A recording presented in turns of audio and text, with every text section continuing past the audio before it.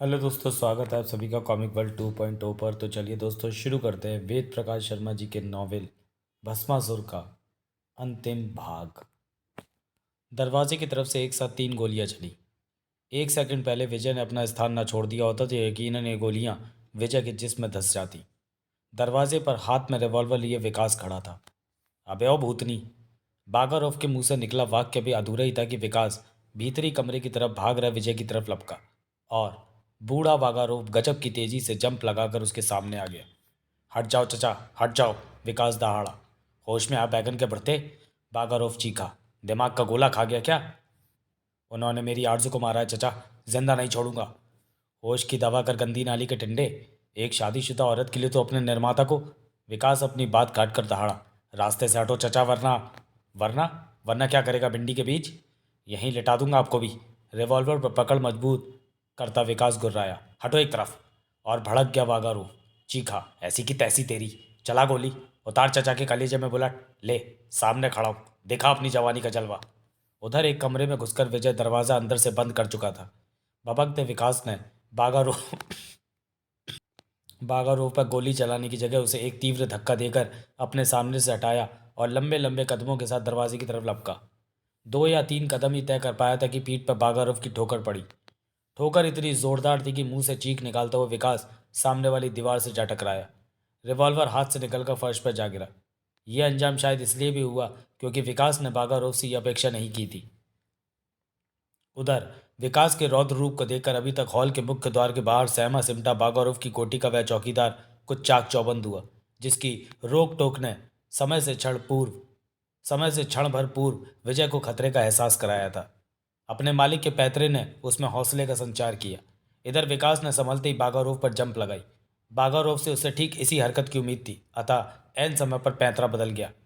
इस तरह वे भिड़ गए एक दूसरे से। एक तरफ दुनिया का सबसे कम उम्र जासूस, दूसरी तरफ सबसे बुजुर्ग शातिर। बीच बीच में विकास जहां लपटों की आग उगल रहा था, वहीं बागारूफ नई नई गालियां बक रहा था। चौकीदार ने दोनों की भिड़ंत का वो नज़ारा देखा तो दांतों तले उंगली दबा बैठा वह। विकास की कोशिश उस दरवाजे पर पहुंचना थी जिसके पीछे विजय था, जबकि बागारोव उसे रोकने पर आमादा था। दोनों लहूलुहान हो गए। विकास पर जुनून सवार था। 10 मिनट के युद्ध के बाद वह बागारोव को बेहोश करने में कामयाब हो गया, मगर इसमें शक नहीं कि बागारोव ने उसे अपनी बूढ़ी हड्डियों का लोहा मनवा दिया था। इधर बागारोव का बेहोश जिसमें फर्श पर गिरा, उधर चौकीदार सहम कर एक कोने में सिमट गया। विकास ने रिवॉल्वर उठाया, सुलगती हुई एक नज़र चौकीदार पर डाली और बिगड़े हुए सांड की तरह बंद दरवाजे से जा टकराया। दरवाज़ा रोया चिल्लाया, मगर विकास ने पीछे हटकर फिर उस पर वार किया। तीसरी चोट पर दरवाज़ा भड़क की जोरदार आवाज़ के साथ कमरे में जा गिरा। उसके ऊपर मौत के फरिश्ते की तरह खड़ा विकास हाथ में रिवॉल्वर लिए कमरे के एक एक कोने को घूरता नजर आ रहा था। एक सेकंड के लिए उसकी नज़र लॉन में खुलने वाली खिड़की पर ठिठकी। उधर लपका। लॉन की मिट्टी में विजय के जूतों के निशान देखते ही वह उन निशानों पर कूद पड़ा।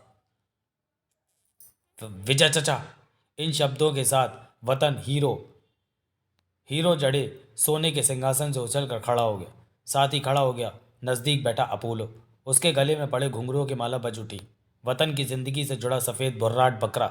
दरबार में मौजूद हर शख्स खड़ा हो गया था, सिवाय उस बूढ़ी औरत के स्टैचू के, जो वतन से भी ऊंचे सिंहासन पर विराजमान था। फल बेचने वाली उस बूढ़ी औरत का स्टैचू था ये, जिसने वतन को राह दिखाई थी। वतन 7 फुट लंबा गोरा चिट्टा लड़का, जिस पर दूध जैसा बेदाग सफ़ेद लिबास, आंखों पर सुनहरे फ्रेम का गाढ़े काले लेंसों वाला चश्मा, हाथ में घड़ी। वह चमन नामक छोटे से देश का राजा था, सिंघई जैसे शख्स का शिष्य होने के बावजूद अहिंसा का पुजारी। एक जमाने में चमन अमेरिका का गुलाम था।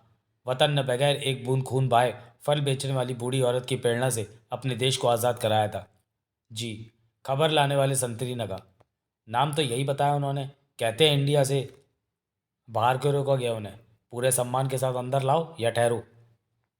वतन ने संगमरमर की सीढ़ियां उतरते हुए कहा, हम स्वयं चल रहे हैं।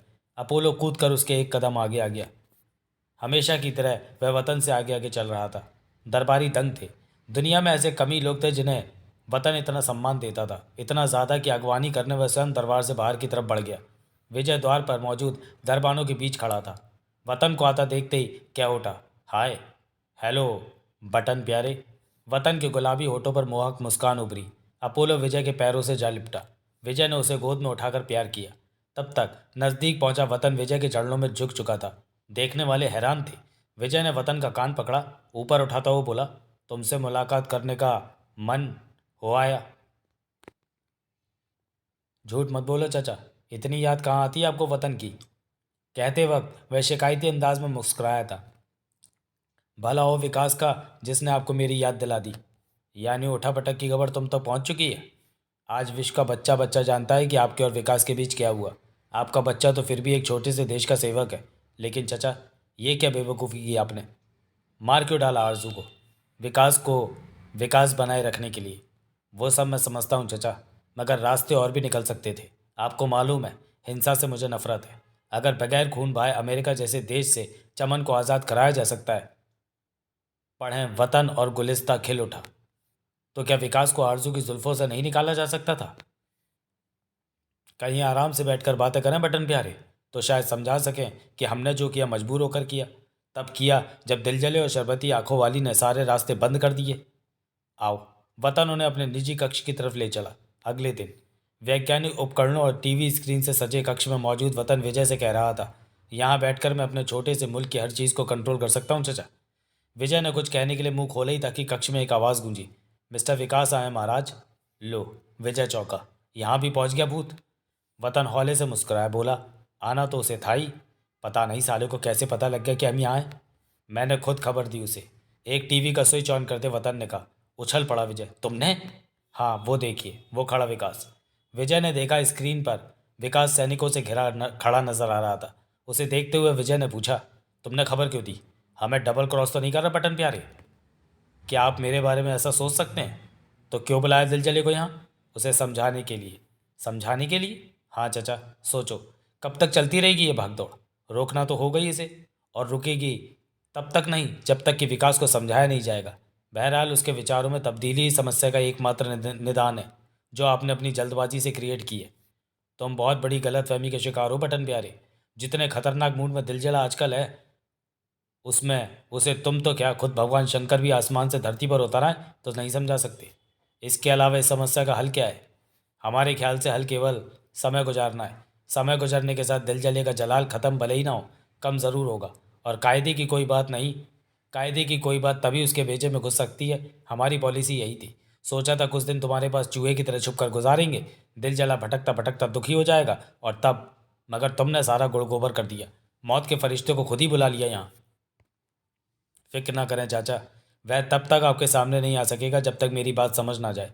कक्ष से बाहर निकलते हुए वतन ने कहा, आप यहाँ बैठे, मैं उसे समझाने की कोशिश करता हूँ। विजय की आंखें स्क्रीन पर जम गईं। उसे देखते ही देखते स्क्रीन पर वतन नजर आया। दोनों को गले मिलते देखा उसने। उसकी आवाज़ कक्ष तक नहीं पहुँच रही थी। फिर वे दोनों स्क्रीन की रेंज से बाहर निकल गए। कहाँ है विजय गुरु? वतन के शयन कक्ष में दाखिल होते विकास ने पूछा। उतावले क्यों हो रहे हो दोस्त? वतन मुस्कुराया। यहाँ बुलाया तो उनसे मिलवाऊंगा भी, लेकिन उससे पहले मैं तुम्हें कुछ समझाना चाहता हूँ। मैं समझ सकता हूँ कि तुम क्या समझाने की कोशिश करोगे, विकास ने सुलगते स्वर में कहा। वही जो अल्फांसे गुरु कर चुके हैं, बागौरव चाचा ने किया है। मगर मगर तुम कसम खा चुके हो कि किसी की एक नहीं सुनोगे। वतन ने उसकी बात काटकर कठोर स्वर में कहा। विजय चाचा मुझसे कह चुके हैं, किसी के समझाए नहीं समझोगे तुम और विकास। वतन थोड़ा ठहरा, बहुत गहरी नज़र उसके चेहरे पर गड़ाने के बाद बोला, मैंने हमेशा तुम्हारा सम्मान किया, इज्जत की है, मगर तुम्हारे कैरेक्टर के इस पहलू को कभी पसंद नहीं किया। जब तुम दिमाग की जगह दिल से काम लेने लगते हो तो मुझे लगता है कि तुम इस दुनिया के सबसे बड़े मूर्ख हो। गुर्रा उठा लड़का। वतन, चीखो मत। चीखने से तो सिंगई गुरु तक से कभी नहीं डरा वतन। तुम तो हो क्या चीज़? रिक्वेस्ट कर रहा हूँ, हाथ जोड़कर प्रार्थना कर रहा हूँ। कहो तो कदमों में गिरकर गिड़गड़ा भी सकता हूँ कि भावनाओं के भंवर से बाहर आओ। दिल को भूलकर दिमाग से काम लो। आखिर क्यों पगलाए घूम रहे हो? अंजाम क्या होगा इन सब का? साफ कहा विकास ने। विजय गुरु का अंत। पहली बात, तुम ऐसा कर नहीं सकोगे। दूसरी बात, कर भी दिया तो सोचो क्या दुनिया तुम्हारे उस कृत्य पर तुम पर फूलों की बारिश करेगी? लोग विजय श्री के हार पहनाएंगे तुम्हारे गले में कि विकास ने उसे मारकर बड़ा महान काम किया, जो उसका गुरु था, निर्माता था, रक्षक था, और जिसके कर्ज से बाल बाल भीगा था, बिंधा था विकास का। मुझे नहीं है दुनिया और दुनिया वालों की परवाह। विद्रोही स्वर में विकास कहता चला गया। एक ही बात याद है मुझे, आरजू का कत्ल उन्होंने मेरे सामने किया है, और मैं उन्हें नहीं दोस्त, ये हकीकत है कि तुम उन्हें नहीं मार सकते। मतलब तुमसे बचने के लिए वे क्यों भागे भागे फिर रहे हैं? क्या सोचते हो इस बारे में? ना उन्होंने मुझे कुछ सोचने लायक छोड़ा है, ना सोचना चाहता हूँ। फिर भी अब वतन के लहजे में घुर्राहट उत्पन्न हो गई। कान खोल के सुनो। अगर तुम्हारे दिमाग पर यह चर्बी चढ़ गई है कि वे तुमसे डर कर भागे भागे फिर रहे हैं, तो चाकू से खुरच कर फेंक दो इस चर्बी को। वे तुम्हारे गुरु हैं, गुरु ही रहेंगे। टकराव पर आ गए तो 2 मिनट से ज़्यादा नहीं ठहर पाओगे उनके सामने। और केवल इसी डर से तुमसे टकरा नहीं रहे वे नहीं चाहते कि तुम्हारा अंजाम भी वही हो जो भस्मासुर का हुआ। तुम उन्हें मारने पर आमादा हो, और वे उस सिचुएशन में नहीं फंसना चाहते जब खुद को बचाने के लिए उन्हें तुम्हें ख़त्म करना पड़े। बहुत बक चुके तुम। एकाएक विकास ने रिवॉल्वर निकालकर उसकी कनपटी पर रख दिया। आप केवल एक ही सवाल का जवाब दो कि वे कहाँ हैं, बल्कि उनके पास लेकर चलो मुझे। विकास की इस हरकत ने वतन के मस्तक पर बल डाल दिए। वह बल जो प्रतीक था इस बात का कि वह खुद को गुस्से की दुनिया में फंसने से रोक रहा है।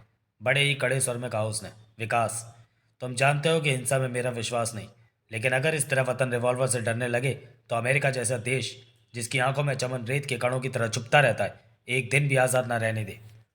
मुझे भाषण नहीं, विजय गुरु चाहिए वतन। विकास के मुंह से मानो शब्द नहीं, सुलगते ज्वालामुखी से लावा फूट रहा था। दिल पर गोली खाकर वृक्ष की तरह गिरती आरजू की कसम, यदि तुम मुझे उनके पास नहीं ले गए तो अंजाम भले ही चाहे जो, मगर तुम उसे देखने के लिए दुनिया में जिंदा नहीं रहोगे। एकाएक वतन के मस्तक से बल गायब हो गया। होठों पर मुस्कान उभर आई।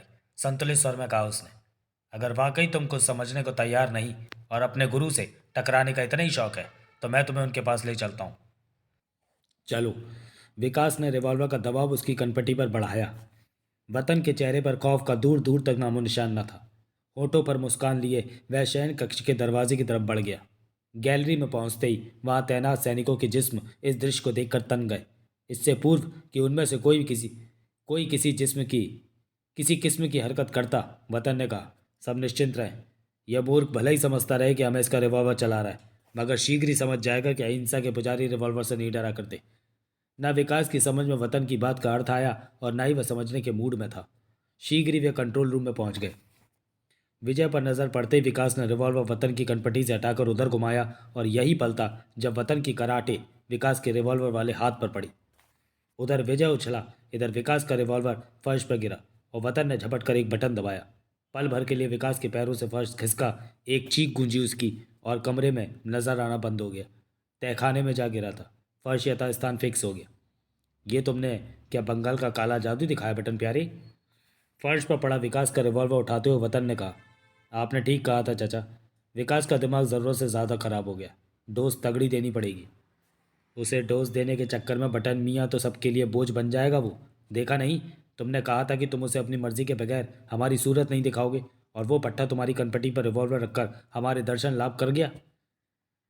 बिगाड़ तो नहीं सका कुछ। ज़रा से चूक जाते तो बिगाड़ भी लेता। ऐसा नहीं हो सकता था चचा। मुझे मालूम था कि कब क्या करना है, और अगर उसकी तरह आप भी ये समझ रहे हैं कि मैं उसे इस रिवॉल्वर के कारण यहाँ ले आया, तो ये मुगालता दिमाग से निकाल दें। मुझे यहाँ आकर जो काम करना था वो किया। हाँ, इस रिवॉल्वर के कारण इतना ज़रूर हुआ कि उसने मेरी पूरी बात नहीं सुनी, मगर अब उसके पास ये रिवॉल्वर भी नहीं है। मेरी बात उसे सुननी होगी। यानी पुनः समझाने की कोशिश करने जा रहा हूँ उसे। क्या तुम्हें अब भी यकीन है कि उसकी समझ में कुछ आएगा? दरवाजे की तरफ बढ़ते वतन ने कहा, आज नहीं तो कल समझना तो उसे पड़ेगा ही चचा, कि जो वह कह रहा है वह हो नहीं सकता। और यह भी तय है कि जब तक वह इस बात को समझ नहीं जाता, तब तक वतन की कैद से आज़ाद नहीं हो सकता। बहरहाल आपको रक्षा का वचन दिया है मैंने। विजय ने कुछ कहने के लिए मुंह खोला, मगर फिर बगैर कुछ कहे बंद कर लिया। उधर वतन कक्ष से बाहर जा चुका था।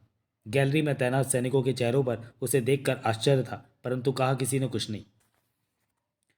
थोड़ा चलने के बाद उसने दीवार के एक खास स्थान को हथेली से दबाया। सरसराहट के साथ दीवार एक तरफ हट गई। नीचे उतरने के लिए सीढ़ियां नजर आने लगी।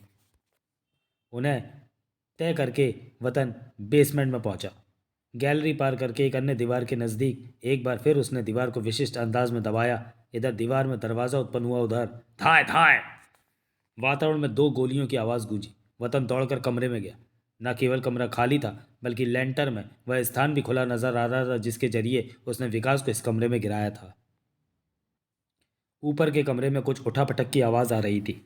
वतन ने हवा में उछलकर लैंटर्न में बने रास्ता का कोना पकड़ा। एक ही झटके में वह कंट्रोल रूम में था, मगर इस वक्त न वहाँ विजय था न विकास। बाहर की तरफ खुलने वाली खिड़की का कांच चकनाचूर हुआ पड़ा था। वतन तेजी से उस तरफ झपटा, कहीं कोई नजर नहीं आया। वतन ने वापस झपटकर एक टीवी ऑन किया। विजय विकास एक गैलरी जैसे स्थान पर भागते नजर आए। आगे विजय था, जाहिर है उसे पकड़ने के प्रयास में पीछे विकास। वतन ने तेजी से एक बटन दबाने के साथ माइक पर कहा, कमांडर, वे दोनों भागने की कोशिश कर रहे हैं, याद रहे उन पर किसी किस्म का हमला नहीं होगा, और विजय चाचा को तो भागने से भी ना रोका जाए। विकास को पकड़ने की कोशिश ज़रूर होनी चाहिए, मगर उसी शर्त के साथ, हमला नहीं होगा उस पर। मैं समझ गया महाराज। कक्ष में कमांडर की आवाज़ गूंजी। अब वतन ने पूरा ध्यान स्क्रीन पर केंद्रित कर दिया। एक बटन को उंगलियों से घुमा घुमा कर टीवी को बाकायदा ऑपरेट करने लगा वे। अब विजय विकास खुले आसमान के नीचे अर्थात महल के मैदान में भागते नजर आ रहे थे। चारों तरफ चमन के सशस्त्र सैनिक मौजूद थे, परंतु उनकी भाग दौड़ में किसी ने दखल देने की कोशिश नहीं की। विजय के हाथ में रिवॉल्वर था। इस रिवॉल्वर से उसने एक बार पलटकर विकास की टांगों पर फायर जरूर किया, परंतु विकास खुद को खूबसूरती से बचाता हुआ हवा में लहराकर विजय पर झपटा। तब तक विजय पुनः घूमकर रेस लगा चुका था। यह रेस मैदान के दूसरे छोर पर मौजूद वतन के छोटे से राजकीय एयरपोर्ट की तरफ थी। कमांडर, वतन ने माइक पर कहा, विजय चचा को जाने दो। विकास को घेरने की कोशिश करो, शर्त याद रहे। स्क्रीन पर फौरन उसके आदेश का असर होता नजर आने लगा। सैनिकों चारों तरफ से एक घेरा बनाने की कोशिश कर रहे थे, ऐसा घेरा जिसका लक्ष्य केवल विकास था। विजय चौकड़ी भरता हुआ एयरपोर्ट पर पहुंचा। अब उसका रुख हैंगर के नीचे खड़े पीले रंग के एक छोटे 2 सीटर प्लेन की तरफ था, जबकि विकास कई सैनिकों से उलझा हुआ था।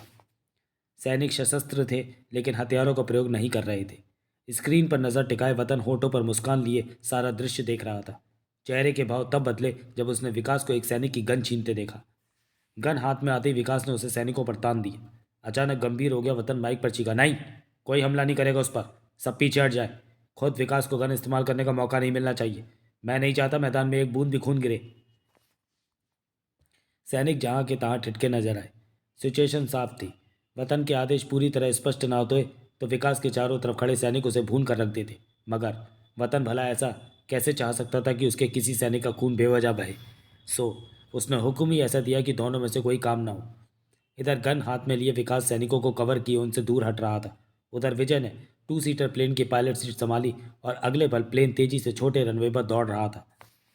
विकास ने हाथ में थमी गन का रुख उधर मोड़कर ट्रिगर दबाया। रट रट रट रट रट। वातावरण में लगातार गोलियां चलने की आवाज गूंजी, परंतु 2 सीटर उसकी रेंज से बाहर निकलकर हवा में उड़ चुका था। विकास ने बौखलाकर चारों तरफ देखा।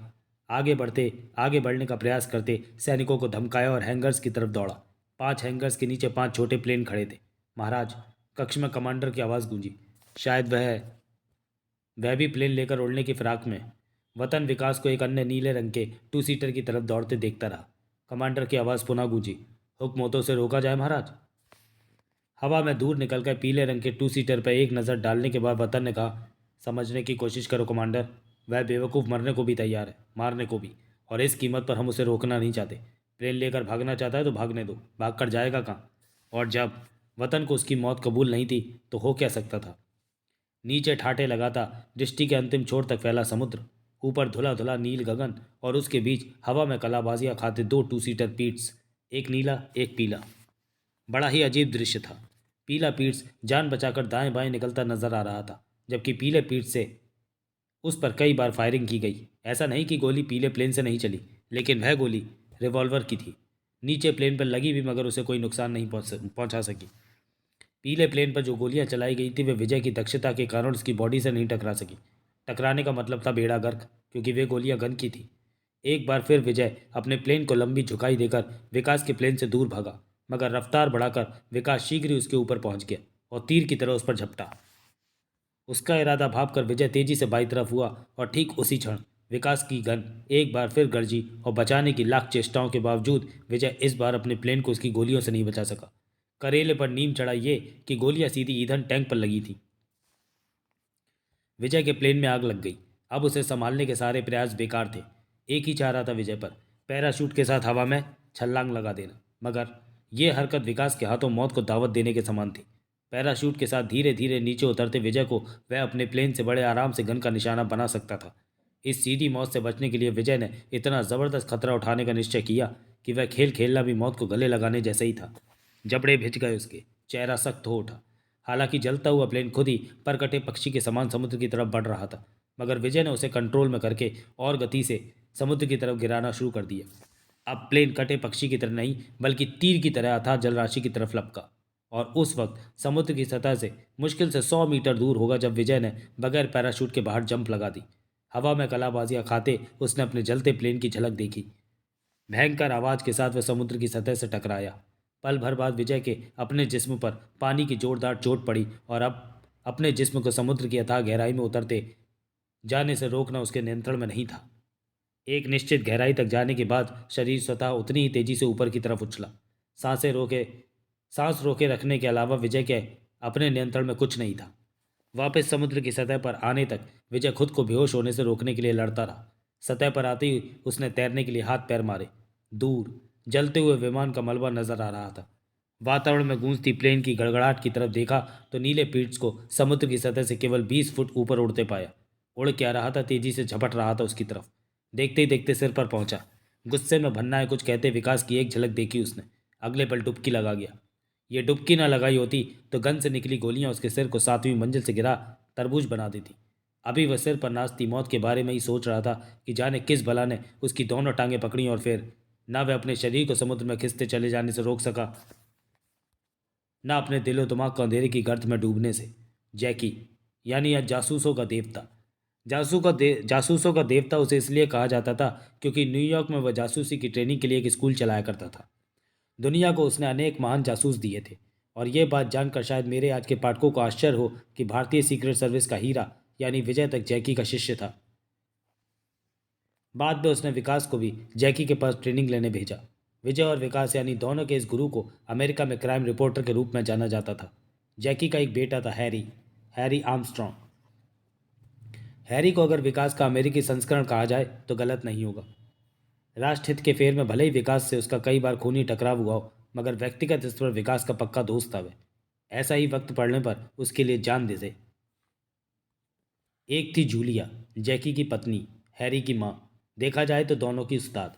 देखने में वो भले ही सीधी घरेलू महिला लगती हो, मगर असल में अमेरिकी सीक्रेट सर्विस की चीफ थी। जैकी और हैरी भले ही अपने अपने क्षेत्र के खलीफा हों, मगर उनमें से ये कोई नहीं जानता था कि जूलिया सीक्रेट सर्विस की चीफ है। राष्ट्रपति की सलाह पर जैकी ने हैरी को सीक्रेट एजेंट बना दिया था। उस वक्त तीनों न्यूयॉर्क से करीब 100 किलोमीटर दूर अपने लंबे चौड़े फार्म हाउस पर वीकेंड गुजारने आए हुए थे जब टीवी पर विजय और विकास के बीच छिड़े युद्ध के बारे में सुना। जबरदस्त धक्का लगा तीनों को। जब कभी भारत और अमेरिका के हित टकराए तब भले ही ये तीनों विजय विकास के खून के प्यासे होकर मैदान जंग में उतरे हों, मगर समझते उन दोनों को अपने ही परिवार के सदस्य थे। उधर विजय विकास के लिए भारत में जैसा रैना का घर था, वैसे ही अमेरिका में जूलिया का घर। इस वक्त भी तीनों के चेहरों पर चिंता की लकीरों का जाल बिछा पड़ा था। जूलिया ने अभी अभी कहा था, जब से पता लगा है मुझे तो यही फिक्र खाई जा रही है कि जो हुआ है उसका अंजाम क्या होगा। अंजाम तो वाकई कोई नहीं जानता, जैकी ने कहा, मगर मुझे पूरा भरोसा है विजय कभी गलत नहीं हो सकता। ये तो उनके लिए आपकी अंधभक्ति है डैडी, हैरी ने तुरंत विरोध किया। जब विजय अंकल को पता लग ही गया था कि विकास आरजू से सच्ची मोहब्बत करने लगा है तो क्या उसका मर्डर करना ठीक था? जब विकास जानता था कि प्यार मोहब्बत और शादी के बारे में विजय के क्या विचार है तो ये गुनाह उसने किया ही क्यों? ये गुनाह ऐसा है डैडी कि आदमी से ना चाहते हुए भी हो जाता है, बस यही तो फ़र्क है विजय और तुम में। जैकी बोला, विकास दिमागी स्तर पर तुमसे अलग नहीं है। तुम लोग खुद के बारे में आम आदमी की तरह सोचते हो, जबकि विजय नहीं चाहता कि तुम खुद को आम आदमी समझो। जो हुआ वह बताता है कि विकास को जो कुछ बनाया जा रहा था, आरजू के मुंह में फंसकर वह उस रास्ते से बहकने लगा। उसने जो कुछ किया, जो कुछ कर रहा है, आरजू की खातिर कर रहा है। जबकि विजय ने आरजू की हत्या भी की तो अपने मुल्क की खातिर, विकास नामक देश की उस धरोहर को तबाही और बर्बादी से बचाए रखने की मंशा से, जिसे वो पिछले 21 साल से सींच रहा था। बोलो, क्या गलत किया विजय ने? एक जासूस का धर्म क्या है? आदमी के जज्बात और इंसानियत भी तो कोई चीज़ है डैडी। वो सब साधारण आदमी के लिए बने हैं, जासूस के लिए नहीं। जिस दिन तुम और विकास इस बात की गहराई को समझकर इसे आत्मसात कर लोगे, उस दिन मेरा और विजय का जीवन सफल हो जाएगा। क्या आप बता सकते हैं आरजू का क्या कसूर था? क्यों मरना पड़ा उसे? आग से खेलने वाले की नियति हर हाल में जल जाना होती है हरी बेटे। और अब यह आग इतनी भड़क चुकी है कि विजय विकास में से शायद एक भी जिंदा ना बचे। अपने बीच नई आवाज़ सुनकर तीनों चौंक पड़े। आवाज़ की दिशा में देखा तो उछल ही जो पड़े वे। अल्फांसे अंकल, हैरी के मुंह से निकला। दरवाजे के बीचों बीच खड़े अल्फांसे ने कहा, और यह सब तुम्हारे देश की एक साजिश के तहत हुआ है मिस्टर जैकी। हमारे देश की साजिश? जूलिया उछल पड़ी। अमेरिका जब सारे हथकंडे इस्तेमाल करने के बावजूद विजय विकास में से किसी को खत्म ना कर सका, तो सीआईए ने एक ऐसी खूबसूरत चाल चली कि विजय विकास एक दूसरे के दुश्मन हो गए। आज हालात ये हैं कि क्या बात कर रहे हो अल्फान से, जैकी बोला। इसमें सीआईए की चाल कहाँ से घुस गई? आरजू सीआईए की कठपुतली थी, अंदर दाखिल होते अल्फांसे ने बताया। सीआईए ने उसके पति को अपने कब्जे में करके आरजू का विकास को अपने प्रेम जाल में फंसाने के मिशन पर लगाया। बात समझ में नहीं आ रही अल्फांसे भैया, जूलिया ने कहा। आखिर तुम कह क्या रहे हो? अगर ये सच है तो टीवी के समाचार में। मुझे नहीं पता कि यह सब प्रचार माध्यमों से क्यों छुपाया जा रहा है। क्यों नहीं किसी अखबार में छपा कि वह सीआईए की कठपुतली थी? टीवी पर क्यों नहीं बताया गया कि आरजू शादीशुदा थी, जबकि हकीकत यही है। सीधा भारत से आ रहा हूं मैं, वहां जो कुछ हुआ मेरे सामने हुआ। हुआ क्या है अंकल? हैरी ने पूछा। मैं विस्तारपूर्वक जानना चाहता हूँ। ये छेपटी क्या बताएगा? दरवाजे से बागारूफ की आवाज़ उभरी। मैं बताता हूँ। सभी ने चौंक कर उधर देखा। आप? जैकी के मुंह से निकला। जी हाँ, तुम सबके बाप। अंदर कदम रखते बागारूफ ने कहा। वो पुदीना साला एक लड़की की खातिर पजामे से बाहर हुआ घूम रहा है। झकझकिया में विष्णु का अवतार समझकर मदद के लिए रूस आया था। हमने कोशिश की। वो छेपटी का बुढ़ापे का फ़ायदा उठाकर चटनी बना गया हमारी, लेकिन झकझकिया निकल भागा। यहाँ इसलिए आए हैं कि वैसी ही मदद मांगने झकझकिया यहाँ ज़रूर आएगा। साहिबानों, कदरदानों, कुछ ऐसा ही आइडिया हमारा भी है। इस आवाज़ से सबकी नज़रें हॉल की एक रोशनदान की तरफ घुमा दी। रोशनदान से झांक रहे टुम्बकटू के चेहरे ने सभी को रोमांचित कर दिया। उसने बगैर अटके अपनी बात पूरी की। और इसलिए यहाँ पधारे हम। हमें यह कबूल नहीं कि विजय विकास को या विकास विजय को तंदूर में पकाकर चट कर जाए। अबे, बागारोफ ने कहा, तुझे कैसे पता लगा कि? चचा, आवाज़ कमरे में एक कोने से आई थी। अब चंद्रमा का बंदे पर कुछ नहीं बचा। धरती की सारी भाषाएं सीख ली हैं और उठापटक की खबर हर भाषा के अखबार में छपी है। सबने पलटकर आवाज़ की दिशा में देखा। कोने में खड़ा टुम्बकटू का जिस्म ऐसे लहरा रहा था जैसे 2 एकड़ में खड़ा अकेला गन्ना तेज हवा के बीच फंस कर लहरा रहा हो। वह कब रोशनदान से उस कोने में पहुंच गया था, कोई नहीं देख सका। मरे मगर इस बात पर हैरत किसी को नहीं हुई। वे सभी जानते थे कि टुम्बकटू को छलावा काहे इसलिए जाता है क्योंकि नंगी आंखें उसे स्थान परिवर्तित करते कभी किसी ने नहीं देखा। यहाँ नए पाठकों के लिए संक्षेप में टुम्बकटू का परिचय देना जरूरी है। खुद को चंद्रमा का निवासी बताने वाला टुम्बकटू धरतीवासियों के लिए नवे आश्चर्य से कम नहीं था। गन्ने जितने पतले शरीर वाले टुम्बकटू की आंखें झाड़ू की सीख जैसी थीं, कलाइयों स्वेटर बुनने वाली सलाइयों जैसी। इतने रंगों वाला कोट पहनता था वह कि लगता था दुनिया का कोई कलर ऐसा नहीं है जो उसके कोट में ना हो। उसके जिस्म पर कोट ऐसा लगता था जैसे हैंगर पर टंगा हो। इसके बावजूद जनाब का दावा है कि चंद्रमा पर उनकी सेहत सबसे अच्छी है। वह चंद्रमा का माना हुआ अपराधी है। जूते में प्राणघातक सिक्का है। लंबे नाखूनों में चुंबकीय शक्ति इतना शक्तिशाली है कि एक थप्पड़ में सामने वाले को जान से मार सकता है। हलक में प्लास्टिक की एक थैली रखता है जो विचित्र किस्म के वैज्ञानिक शस्त्रों का पिटारा है। सबसे विचित्र बात यह है कि उसकी हड्डियां सर्प जैसी हैं। सर्प की तरह वह कुंडली मारकर बैठ सकता है। पतला शरीर और सर्प जैसी हड्डियां होने के कारण वह किसी नाली अथवा गंदे पानी के पाइप से होता हुआ किसी भी जगह आसानी से पहुंच सकता है। इस विचित्र कार्टून के बारे में यदि विस्तार से जानना चाहें तो खूनी छलावा, छलावा और शैतान, महाबली टुम्बकटू, विकास दी ग्रेट और रुक गई धरती नामक उपन्यास पढ़ें। ये उपन्यास जल्द ही चैनल पर उपलब्ध किए जाएंगे। आप किसे सही मानते हैं टुम्बकटू अंकल? हैरी ने पूछा। विकास को या विजय अंकल को? टुम्बकटू ने अपने अलावा कभी किसी को सही नहीं माना। इस बार वह डाइनिंग टेबल के नीचे कुंडली मारे बैठा नजर आ रहा था। दोनों अपनी अपनी जगह गलत हैं। विकास को इश्क मोहब्बत के फेर में नहीं पड़ना चाहिए था। पड़ ही गया था तो विजय को उसकी लवर को मारना नहीं चाहिए था। अब मार ही दिया है तो विकास को पजामे से बाहर नहीं निकलना चाहिए। वैसे तो विजय विकास के बीच जो हुआ बुरा हुआ। होठों पर हल्की सी मुस्कान लिए जैकी ने कहा, मगर सोचता हूँ एक मायने में अच्छा भी हुआ। अच्छा किस मायने में हुआ? अमेरिका के तुम छल्ले? बागारो भड़क उठा।